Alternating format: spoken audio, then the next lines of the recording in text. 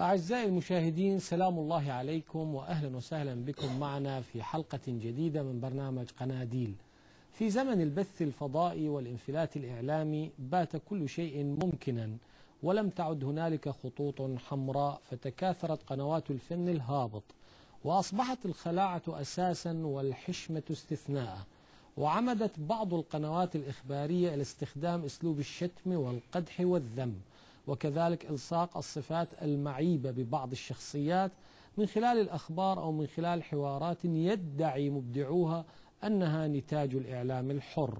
ولربما انعكس ذلك على سلوك رجل الشارع العادي حينما بدا له أن من يظنه القدوة والمثال يستخدم ألفاظا يستحي أن يأتي بمثلها.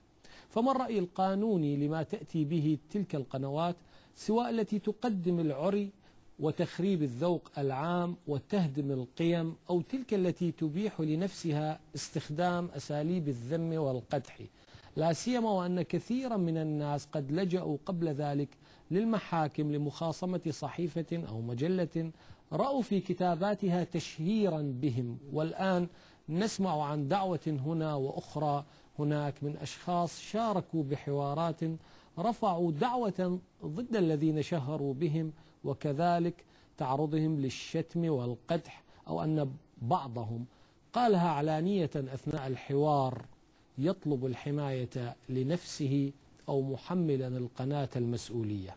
فهل من ضوابط قانونية تمنع مثل هذه الأمور؟ وإذا كان هذا ممكنا، فهل يمكن للشخص المساء له أن يقاضي بعض مواقع النت والقائمين عليها بعد أن أصبح الكثيرون من ضعاف النفوس يستخدمونها بأسماء مستعارة، أم أن القانون لم يستدرك النواقص تجاه مثل هذه الأمور التي استجدت مع الثورة الرقمية الهائلة؟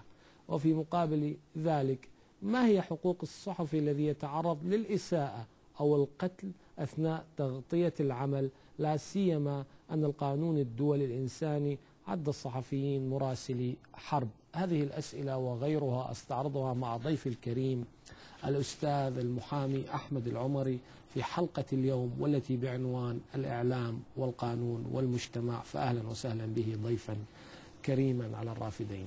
أهلا وسهلا. أهلا بك أستاذ أحمد. أولا يعني نبدأ يا أستاذ أحمد في هذه الحلقة برؤية أخلاقية للإعلام. بسم الله الرحمن الرحيم. في البداية أود أن أشكر قناة الرافدين والقائمين عليها، متمثلة بجنابك طبعا، على إتاحة هذه الفرصة للتحدث عن كثير من الأمور التي يعني نراها على التلفزيون وفي الإعلام وإلى آخره، والتي نحن بحاجة إلى تقويمها ومحاولة إصلاحها، و يعني خوفا على ثقافة المجتمع وحرصا على المجتمع، لأنه كما نعلم أن المجتمع هو المتلقي من الإعلام، سواء كانت مقروء أو إعلام مرئي أو مسموع.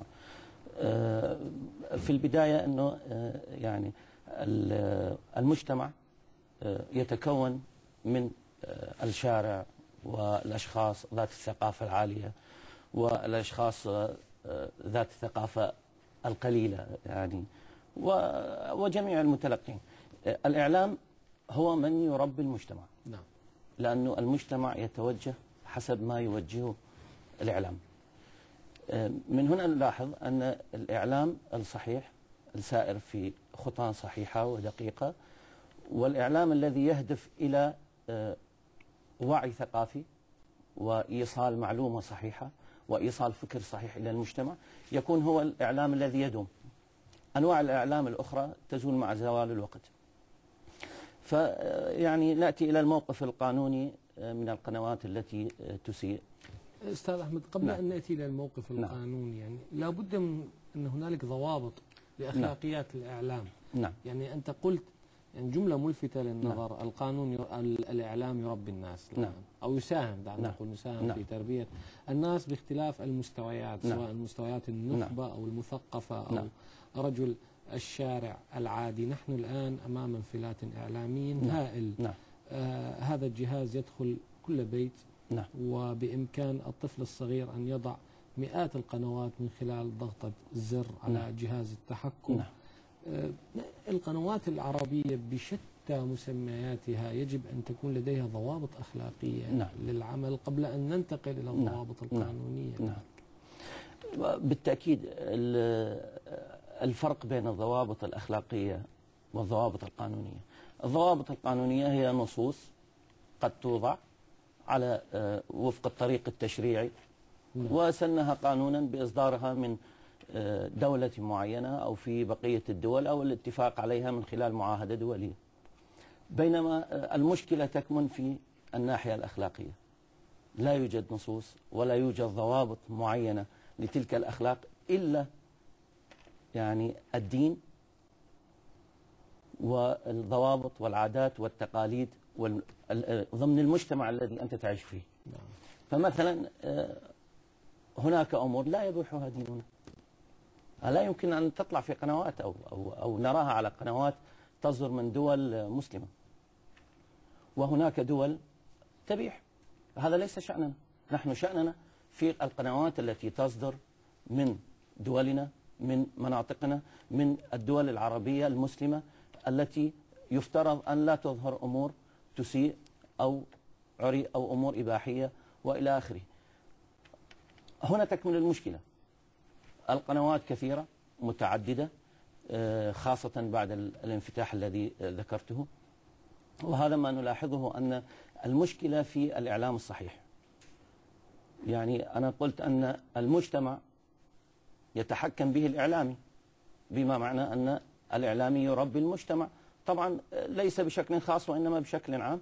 فيجب أن يكون الإعلامي والوسائل الإعلامية تكون محترمة، تلتزم بأمور عادات وتقاليد وعرف قد يكون، بالإضافة طبعا إلى المسألة الأساسية التي هي الالتزام الديني. لو كانت القنوات الإعلامية تلتزم بهذه الأمور سنلاحظ إعلام محترم هادف. الكلمات المسيئة لا تخرج من الإعلامي، لأن أصلا ديننا لا يسمح بالكلمات السيئة والمسيئة إلى الآخرين وإلى آخره. ومن هنا نلاحظ أن الأخلاقيات هي تكمن في ديننا أولا، وثم في تربيتنا وفي العادات والتقاليد. يعني لا يوجد هنالك قانون ضابط مستمد من الأخلاق العربية الإسلامية لتلك القنوات حتى تمنع من هذا الانتشار السرطاني الهائل، واستخدام أيضا المرأة كالسلعة، سواء في التقديم أو في الأغنية أو ما يسمى تصوير الفيديو كليب والإعلانات. لأن نحن لدينا ضوابط أخلاقية خاصة بقيمنا وديننا، ولكن لا يؤخذ بها كقوننا في عمل القنوات المنفلتة. نعم. النقطة هنا أن الضوابط القانونية لا توجد ضوابط قانونية معينة توضع للوسائل الإعلامية والقنوات الإعلامية. محاولة من جامعة الدول العربية لوضع ضوابط معينة للقنوات الفضائية وإلى آخره يتفق عليها، ولكن هذه بحاجة إلى معاهدة دولية. نعم. يعني حتى يعني لقاء الوزراء العرب والتوصيات الإعلامية الأخيرة لم تتطرق إلى هذه القضايا تحديدا. كان لديها يعني تأشيرات معينة سنأتي عليها إن شاء الله تباعا. لكن هذه القنوات اللي تحدثنا عنها والانفلات الأخلاقي بين قوسين ما يسمى الإعلام الحر، فوجئنا بهذه الحوارات التي ساهمت في تثقيف الشارع العربي سلبا إيجابا. هذا لن نتحدث عنه، ولكن رجل الشارع العربي حينما يسمع من المثقف الفلاني أو المفكر الفلاني الشتم والقدح والذم، في الأخبار الرسمية ربما يعني كنا نسمع التوصيف، ليس جريمة الشتم والقدح والذم، ربما التوصيف بفلان خائن وفلان عميل وإلى آخره. والفرق بين هذا وذاك في الإعلام. ولكن هل ترى أن هذا الإعلام الحر قد ساهم في نشر هذه الألفاظ التي هي مجرمة أصلا في القانون؟ نعم. هو أي توصيف يعاقب عليه القانون. لو وصف شخص آخر به وهو غير موجود فيه يعاقبه القانون على ذلك. وفق قانون العقوبات العراقي تعتبر جريمة